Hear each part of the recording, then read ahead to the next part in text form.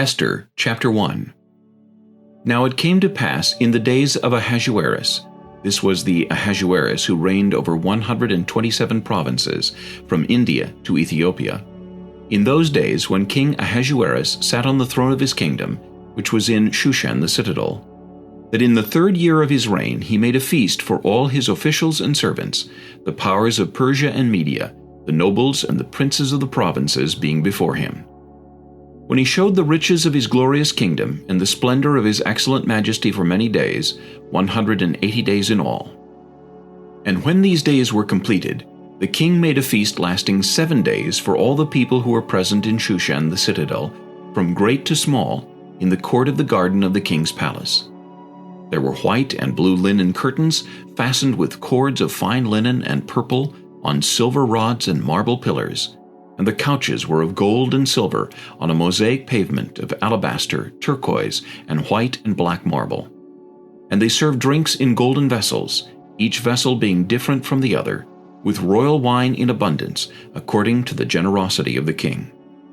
In accordance with the law, the drinking was not compulsory, for so the king had ordered all the officers of his household, that they should do according to each man's pleasure. Queen Vashti also made a feast for the women in the royal palace which belonged to King Ahasuerus. On the 7th day, when the heart of the king was merry with wine, he commanded Mehuman, Biztha, Harbona, Bigtha, Abagtha, Zethar, and Carcas, 7 eunuchs who served in the presence of King Ahasuerus, to bring Queen Vashti before the king wearing her royal crown, in order to show her beauty to the people and the officials, for she was beautiful to behold. But Queen Vashti refused to come at the king's command brought by his eunuchs. Therefore the king was furious, and his anger burned within him. Then the king said to the wise men who understood the times, for this was the king's manner toward all who knew law and justice, those closest to him being Karshina, Shethar, Admatha, Tarshish, Meres, Marsina, and Memucan, the 7 princes of Persia and Media, who had access to the king's presence, and who ranked highest in the kingdom. What shall we do to Queen Vashti according to law, because she did not obey the command of King Ahasuerus brought to her by the eunuchs? And Memucan answered before the king and the princes, Queen Vashti has not only wronged the king, but also all the princes and all the people who are in all the provinces of King Ahasuerus. For the queen's behavior will become known to all women, so that they will despise their husbands in their eyes, when they report, King Ahasuerus commanded Queen Vashti to be brought in before him, but she did not come. This very day the noble ladies of Persia and Media will say to all the king's officials that they have heard of the behavior of the queen. Thus there will be excessive contempt and wrath. If it pleases the king, let a royal decree go out from him, and let it be recorded in the laws of the Persians and the Medes, so that it will not be altered, that Vashti shall come no more before King Ahasuerus, and let the king give her royal position to another who is better than she. When the king's decree, which he will make, is proclaimed throughout all his empire, for it is great, all wives will honor their husbands, both great and small.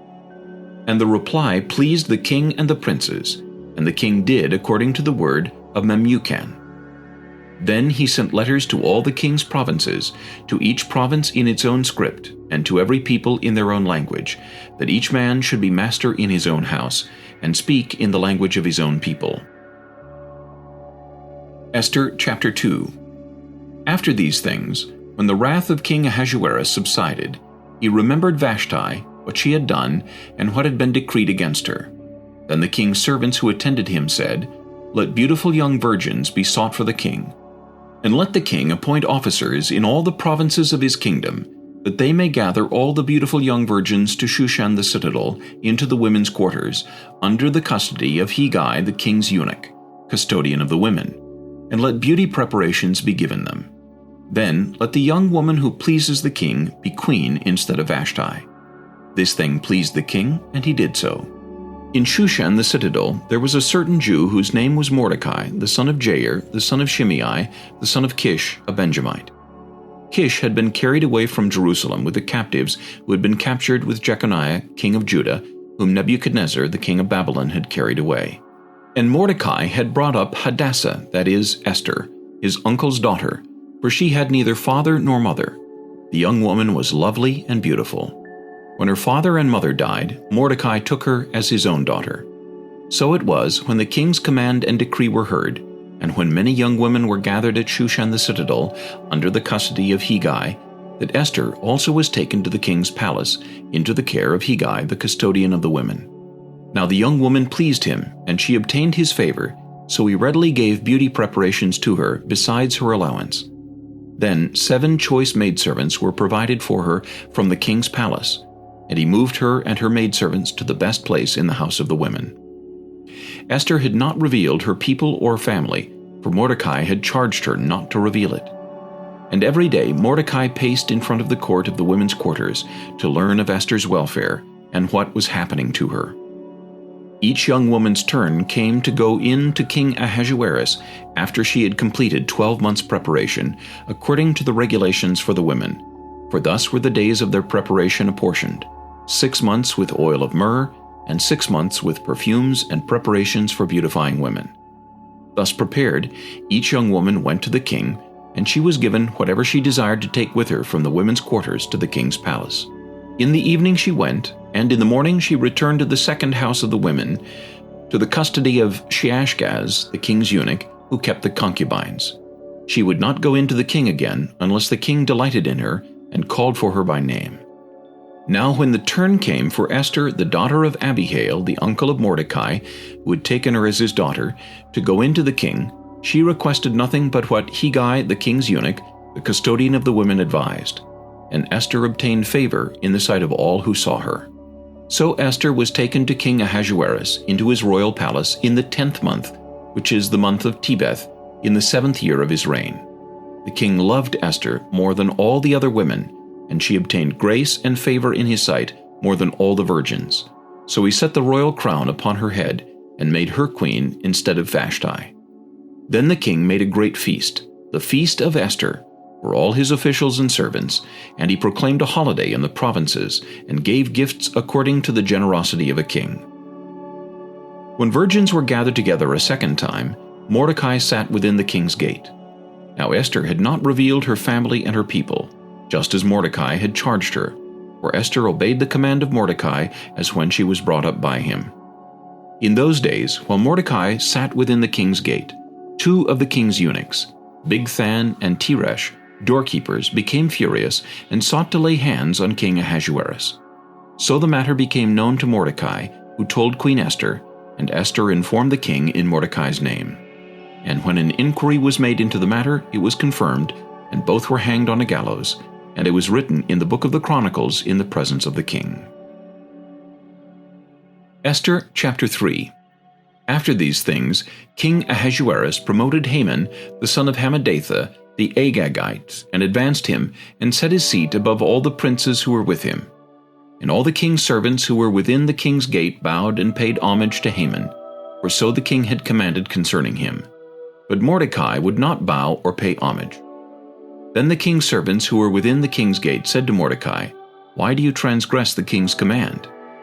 Now it happened, when they spoke to him daily, and he would not listen to them, that they told it to Haman, to see whether Mordecai's words would stand, for Mordecai had told them that he was a Jew. When Haman saw that Mordecai did not bow or pay him homage, Haman was filled with wrath. But he disdained to lay hands on Mordecai alone, for they had told him of the people of Mordecai. Instead, Haman sought to destroy all the Jews who were throughout the whole kingdom of Ahasuerus, the people of Mordecai. In the 1st month, which is the month of Nisan, in the 12th year of King Ahasuerus, they cast pur, that is, the lot, before Haman to determine the day and the month, until it fell on the 12th month, which is the month of Adar. Then Haman said to King Ahasuerus, "There is a certain people scattered and dispersed among the people in all the provinces of your kingdom. Their laws are different from all other peoples. They do not keep the king's laws. Therefore it is not fitting for the king to let them remain. If it pleases the king, let a decree be written that they be destroyed, and I will pay 10,000 talents of silver into the hands of those who do the work, to bring it into the king's treasuries." So the king took his signet ring from his hand, and gave it to Haman the son of Hammedatha, the Agagite, the enemy of the Jews. And the king said to Haman, "The money and the people are given to you, to do with them as seems good to you." Then the king's scribes were called on the 13th day of the first month, and a decree was written according to all that Haman commanded, to the king's satraps, to the governors who were over each province, to the officials of all people, to every province according to its script, and to every people in their language. In the name of King Ahasuerus it was written, and sealed with the king's signet ring. And the letters were sent by couriers into all the king's provinces, to destroy, to kill, and to annihilate all the Jews, both young and old, little children and women, in one day, on the 13th day of the 12th month, which is the month of Adar, and to plunder their possessions. A copy of the document was to be issued as law in every province, being published for all people, that they should be ready for that day. The couriers went out, hastened by the king's command, and the decree was proclaimed in Shushan the citadel. So the king and Haman sat down to drink, but the city of Shushan was perplexed. Esther Chapter 4. When Mordecai learned all that had happened, he tore his clothes and put on sackcloth and ashes, and went out into the midst of the city. He cried out with a loud and bitter cry. He went as far as the front of the king's gate, for no one might enter the king's gate clothed with sackcloth. And in every province where the king's command and decree arrived, there was great mourning among the Jews, with fasting, weeping, and wailing, and many lay in sackcloth and ashes. So Esther's maids and eunuchs came and told her, and the queen was deeply distressed. Then she sent garments to clothe Mordecai and take his sackcloth away from him, but he would not accept them. Then Esther called Hathach, one of the king's eunuchs whom he had appointed to attend her, and she gave him a command concerning Mordecai to learn what and why this was. So Hathach went out to Mordecai in the city square that was in front of the king's gate. And Mordecai told him all that had happened to him, and the sum of money that Haman had promised to pay into the king's treasuries to destroy the Jews. He also gave him a copy of the written decree for their destruction, which was given at Shushan, that he might show it to Esther and explain it to her, and that he might command her to go in to the king to make supplication to him and plead before him for her people. So Hathach returned and told Esther the words of Mordecai. Then Esther spoke to Hathach and gave him a command for Mordecai. All the king's servants and the people of the king's provinces know that any man or woman who goes into the inner court to the king, who has not been called, he has but one law: put all to death, except the one to whom the king holds out the golden scepter, that he may live. Yet I myself have not been called to go into the king these 30 days. So they told Mordecai Esther's words. And Mordecai told them to answer Esther, "Do not think in your heart that you will escape in the king's palace any more than all the other Jews. For if you remain completely silent at this time, relief and deliverance will arise for the Jews from another place, but you and your father's house will perish. Yet who knows whether you have come to the kingdom for such a time as this?" Then Esther told them to reply to Mordecai, "Go, gather all the Jews who are present in Shushan and fast for me. Neither eat nor drink for 3 days, night or day. My maids and I will fast likewise, and so I will go to the king, which is against the law, and if I perish, I perish." So Mordecai went his way and did according to all that Esther commanded him. Esther Chapter 5. Now it happened on the 3rd day that Esther put on her royal robes and stood in the inner court of the king's palace across from the king's house, while the king sat on his royal throne in the royal house, facing the entrance of the house. So it was, when the king saw Queen Esther standing in the court, that she found favor in his sight, and the king held out to Esther the golden scepter that was in his hand. Then Esther went near and touched the top of the scepter. And the king said to her, "What do you wish, Queen Esther? What is your request? It shall be given to you, up to half the kingdom." So Esther answered, "If it pleases the king, let the king and Haman come today to the banquet that I have prepared for him." Then the king said, "Bring Haman quickly, that he may do as Esther has said." So the king and Haman went to the banquet that Esther had prepared. At the banquet of wine the king said to Esther, "What is your petition? It shall be granted you. What is your request? Up to half the kingdom. It shall be done." Then Esther answered and said, "My petition and request is this: if I have found favor in the sight of the king, and if it pleases the king to grant my petition and fulfill my request, then let the king and Haman come to the banquet which I will prepare for them, and tomorrow I will do as the king has said." So Haman went out that day joyful and with a glad heart. But when Haman saw Mordecai in the king's gate, and that he did not stand or tremble before him, he was filled with indignation against Mordecai. Nevertheless, Haman restrained himself and went home, and he sent and called for his friends and his wife Zeresh. Then Haman told them of his great riches, the multitude of his children, everything in which the king had promoted him, and how he had advanced him above the officials and servants of the king. Moreover, Haman said, "Besides, Queen Esther invited no one but me to come in with the king to the banquet that she prepared, and tomorrow I am again invited by her along with the king. Yet all this avails me nothing so long as I see Mordecai the Jew sitting at the king's gate."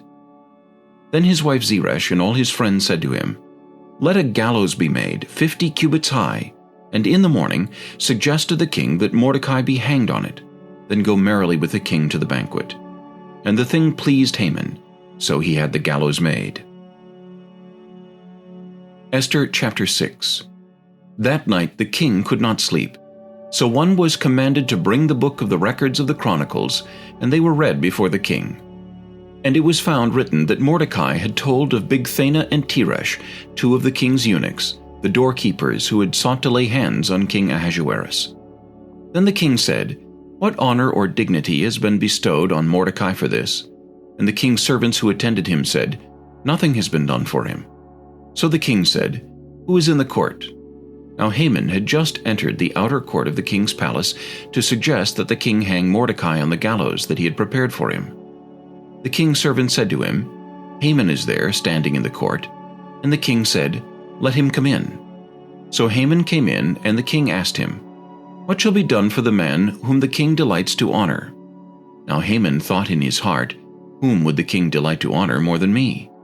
And Haman answered the king, "For the man whom the king delights to honor, let a royal robe be brought which the king has worn, and a horse on which the king has ridden, which has a royal crest placed on its head. Then let this robe and horse be delivered to the hand of one of the king's most noble princes, that he may array the man whom the king delights to honor. Then parade him on horseback through the city square, and proclaim before him, 'Thus shall it be done to the man whom the king delights to honor.'"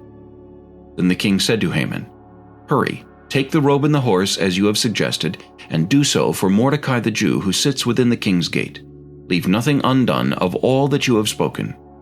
So Haman took the robe and the horse, arrayed Mordecai, and led him on horseback through the city square, and proclaimed before him, "Thus shall it be done to the man whom the king delights to honor." Afterward, Mordecai went back to the king's gate, but Haman hurried to his house, mourning and with his head covered. When Haman told his wife Zeresh and all his friends everything that had happened to him, his wise men and his wife Zeresh said to him, "If Mordecai, before whom you have begun to fall, is of Jewish descent, you will not prevail against him, but will surely fall before him." While they were still talking with him, the king's eunuchs came and hastened to bring Haman to the banquet which Esther had prepared. Esther Chapter 7. So the king and Haman went to dine with Queen Esther. And on the second day, at the banquet of wine, the king again said to Esther, "What is your petition, Queen Esther? It shall be granted you. And what is your request? Up to half the kingdom. It shall be done." Then Queen Esther answered and said, "If I have found favor in your sight, O king, and if it pleases the king, let my life be given me at my petition, and my people at my request. For we have been sold, my people and I, to be destroyed, to be killed, and to be annihilated. Had we been sold as male and female slaves, I would have held my tongue, although the enemy could never compensate for the king's loss." So King Ahasuerus answered and said to Queen Esther, "Who is he and where is he? Who would dare presume in his heart to do such a thing?" And Esther said, "The adversary and enemy is this wicked Haman." So Haman was terrified before the king and queen. Then the king arose in his wrath from the banquet of wine, and went into the palace garden. But Haman stood before Queen Esther, pleading for his life, for he saw that evil was determined against him by the king. When the king returned from the palace garden to the place of the banquet of wine, Haman had fallen across the couch where Esther was. Then the king said, "Will he also assault the queen while I am in the house?" As the word left the king's mouth, they covered Haman's face. Now Harbona, one of the eunuchs, said to the king, "Look, the gallows 50 cubits high, which Haman made for Mordecai, who spoke good on the king's behalf, He is standing at the house of Haman." Then the king said, "Hang him on it." So they hanged Haman on the gallows that he had prepared for Mordecai. Then the king's wrath subsided. Esther Chapter 8. On that day King Ahasuerus gave Queen Esther the house of Haman, the enemy of the Jews. And Mordecai came before the king, for Esther had told how he was related to her. So the king took off his signet ring, which he had taken from Haman, and gave it to Mordecai, and Esther appointed Mordecai over the house of Haman. Now Esther spoke again to the king, fell down at his feet, and implored him with tears to counteract the evil of Haman the Agagite and the scheme which he had devised against the Jews. And the king held out the golden scepter toward Esther. So Esther arose and stood before the king, and said, "If it pleases the king, and if I have found favor in his sight, and the thing seems right to the king, and I am pleasing in his eyes, let it be written to revoke the letters devised by Haman, the son of Hammedatha, the Agagite, which he wrote to annihilate the Jews who are in all the king's provinces. For how can I endure to see the evil that will come to my people? Or how can I endure to see the destruction of my countrymen?" Then King Ahasuerus said to Queen Esther and Mordecai the Jew, "Indeed, I have given Esther the house of Haman, and they have hanged him on the gallows because he tried to lay his hand on the Jews. You yourselves write a decree concerning the Jews as you please in the king's name, and seal it with the king's signet ring. For whatever is written in the king's name and sealed with the king's signet ring, no one can revoke." So the king's scribes were called at that time, in the 3rd month, which is the month of Sivan, on the 23rd day, and it was written, according to all that Mordecai commanded, to the Jews, the satraps, the governors, and the princes of the provinces, from India to Ethiopia, 127 provinces in all, to every province in its own script, to every people in their own language, and to the Jews in their own script and language. And he wrote in the name of King Ahasuerus, sealed it with the king's signet ring, and sent letters by couriers on horseback, riding on royal horses, bred from swift steeds. By these letters the king permitted the Jews who were in every city to gather together and protect their lives, to destroy, kill, and annihilate all the forces of any people or province that would assault them, both little children and women, and to plunder their possessions. On one day in all the provinces of King Ahasuerus, on the 13th day of the 12th month, which is the month of Adar. A copy of the document was to be issued as a decree in every province and published for all people, so that the Jews would be ready on that day to avenge themselves on their enemies. The couriers who rode on royal horses went out, hastened and pressed on by the king's command, and the decree was issued in Shushan the citadel. So Mordecai went out from the presence of the king in royal apparel of blue and white, with a great crown of gold and a garment of fine linen and purple, and the city of Shushan rejoiced and was glad. The Jews had light and gladness, joy and honor. And in every province and city, wherever the king's command and decree came, the Jews had joy and gladness, a feast and a holiday. Then many of the people of the land became Jews, because fear of the Jews fell upon them. Esther Chapter 9. Now in the 12th month, that is, the month of Adar, on the 13th day, the time came for the king's command and his decree to be executed. On the day that the enemies of the Jews had hoped to overpower them, the opposite occurred, in that the Jews themselves overpowered those who hated them. The Jews gathered together in their cities throughout all the provinces of King Ahasuerus to lay hands on those who sought their harm. And no one could withstand them, because fear of them fell upon all people. And all the officials of the provinces, the satraps, the governors, and all those doing the king's work helped the Jews, because the fear of Mordecai fell upon them. For Mordecai was great in the king's palace, and his fame spread throughout all the provinces, for this man Mordecai became increasingly prominent. Thus the Jews defeated all their enemies with the stroke of the sword, with slaughter and destruction, and did what they pleased with those who hated them. And in Shushan the citadel the Jews killed and destroyed 500 men. Also Parshandatha, Dalphon, Aspatha, Poratha, Adalia, Aridatha, Harmashta, Arizai, Aridai, and Vajezatha, the 10 sons of Haman, the son of Hammedatha, the enemy of the Jews, they killed, but they did not lay a hand on the plunder. On that day the number of those who were killed in Shushan the citadel was brought to the king. And the king said to Queen Esther, "The Jews have killed and destroyed 500 men in Shushan the citadel, and the 10 sons of Haman? What have they done in the rest of the king's provinces? Now what is your petition? It shall be granted to you. Or what is your further request? It shall be done. Then Esther said, If it pleases the king, let it be granted to the Jews who are in Shushan to do again tomorrow according to today's decree, and let Haman's 10 sons be hanged on the gallows.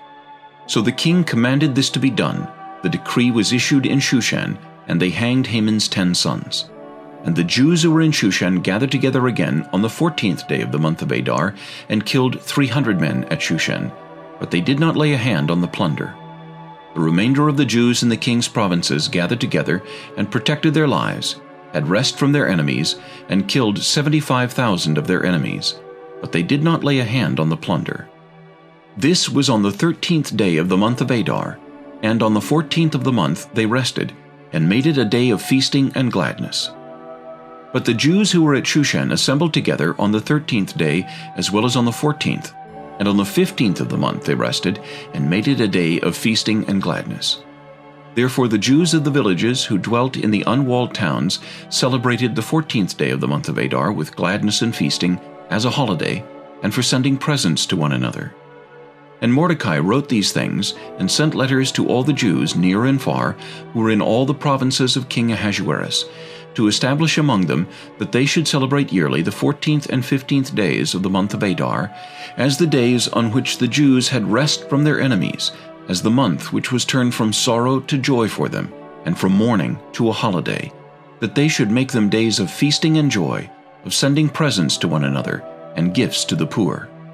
So the Jews accepted the custom which they had begun, as Mordecai had written to them, because Haman, the son of Hammedatha the Agagite, the enemy of all the Jews, had plotted against the Jews to annihilate them, and had cast pur, that is, the lot, to consume them and destroy them.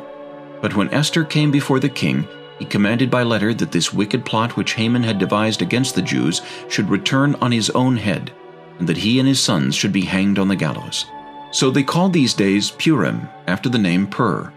Therefore, because of all the words of this letter, what they had seen concerning this matter, and what had happened to them, the Jews established and imposed it upon themselves and their descendants, and all who would join them, that without fail they should celebrate these 2 days every year, according to the written instructions, and according to the prescribed time, that these days should be remembered and kept throughout every generation, every family, every province, and every city, that these days of Purim should not fail to be observed among the Jews, and that the memory of them should not perish among their descendants.